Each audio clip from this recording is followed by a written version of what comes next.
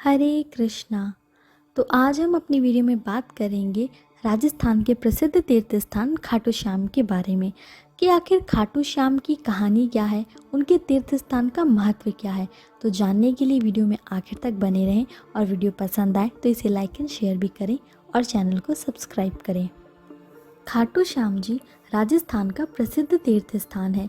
इसका महत्व यहाँ लगने वाले मेले के कारण ज़्यादा है, जो फरवरी और मार्च माह के मध्य में लगता है। यह मेला भीड़भाड़ वाला होता है और इसमें अनेक रंग दिखलाई पड़ते हैं।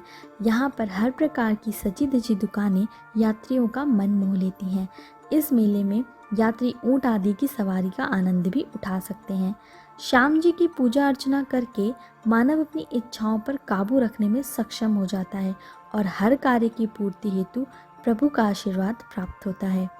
पुराणों के अनुसार जब कुरुक्षेत्र में भीम का पोता भी उसमें भाग लेना चाहता था, तो श्री कृष्ण जी को लगा कि यदि युद्ध में उसने भाग लिया तो कौरव सरलता से जीत जाएंगे, क्योंकि भीम के बेटे घटोत्कच में बचपन से ही पिता भीम के समान बल और माता हिडिंबा के समान मायावी शक्तियाँ मौजूद थीं। इसी कारण से घटोत्कच के पुत्र बर्बरीक में भी बचपन से ही वीर और महान योद्धा के गुण मौजूद थे। कुछ बड़े होने पर बर्बरीक ने भगवान शिव जी की तपस्या कर उनसे वरदान स्वरूप 3 अभेद देह बाण प्राप्त किए थे। साथ ही अग्निदेव की आराधना कर ऐसा धनुष भी प्राप्त किया था जिसमें तीनों लोगों को जीत लेने की क्षमता व्याप्त थी। इसी कारण बर्बरीक को 3 बाणधारी के नाम से भी जाना जाता है।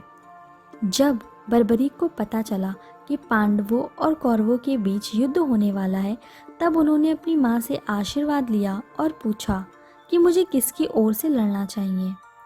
उनकी माता ने उनकी बात सुनकर सोचा कि कौरवों की ओर से कई धुरंधर लड़ रहे हैं, परंतु पांडवों की स्थिति कुछ कमज़ोर ही दिख रही है।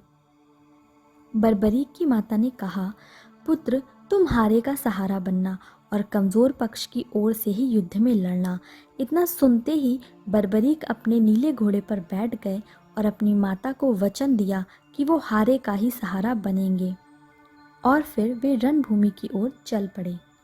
इधर भगवान श्री कृष्ण, जो कि पांडवों की मजबूत स्थिति को जानते थे और ये भी जानते थे कि पांडवों की जीत निश्चित है, भगवान श्री कृष्ण को ये भी पता था कि कौरव का पक्ष कमज़ोर होगा, और अपनी माँ को दिए हुए वचन के अनुसार बर्बरीक कौरवों का साथ देंगे, और यदि बर्बरीक कौरवों की तरफ से युद्ध लड़े तो कौरवों की जीत निश्चित है।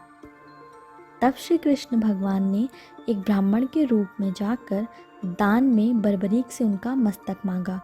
पहले तो बर्बरीक ने मना किया, परंतु जब उन्होंने ब्राह्मण के वास्तविक रूप को पहचाना तो उनसे उनके दर्शन करने को कहा। तब श्री कृष्ण ने उन्हें अपने भव्य दर्शन दिए। तब बर्बरीक ने अपना शीश उन्हें दान में दे दिया, परंतु श्री कृष्ण ने उनके मुख में अमृत की कुछ बूंदें डाल दी, जिससे उनका मस्तक जीवित था, और उनसे उनकी आखिरी इच्छा पूछी। तब बर्बरीक ने बताया कि वो इस महाभारत के युद्ध को देखना चाहते हैं। तब भगवान श्री कृष्ण ने उनके मस्तक को एक ऊंची पहाड़ी पर स्थित कर दिया, जहाँ से पूरा युद्ध बर्बरीक ने देखा। युद्ध खत्म होने के बाद पांडवों में यह विवाद होने लगा कि किसकी वजह से युद्ध में विजय प्राप्त हुई। तब भगवान श्री कृष्ण ने बर्बरीक से पूछा, तो उत्तर में बर्बरीक ने कहा, मुझे तो पूरी युद्ध भूमि में केवल आपका सुदर्शन चक्र घूमता हुआ दिखा और देवी जगदम्बा रक्तपान करती हुई दिखी, और इसके अतिरिक्त कुछ और नहीं दिखा। तभी भगवान श्री कृष्ण ने उन्हें अपना नाम यानी कि श्याम नाम दिया और कहा, माँ के दिए हुए वचन के अनुसार तुम हारे का सहारा बनोगे। तभी तो कहा जाता है, हारे का सहारा खाटू श्याम हमारा। और खाटू श्याम की पूजा अर्चना करने का अर्थ है कि भगवान श्री कृष्ण की पूजा अर्चना करना। तो ये थी कहानी भीम के पोते और घटोत्कच के पुत्र बर्बरीक की, जिन्हें आज हम खाटू श्याम के नाम से जानते हैं। वीडियो पसंद आई हो तो कमेंट सेक्शन में जय श्री खाटू श्याम ज़रूर लिखें।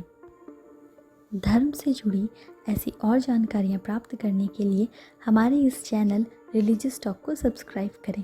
हरे कृष्णा।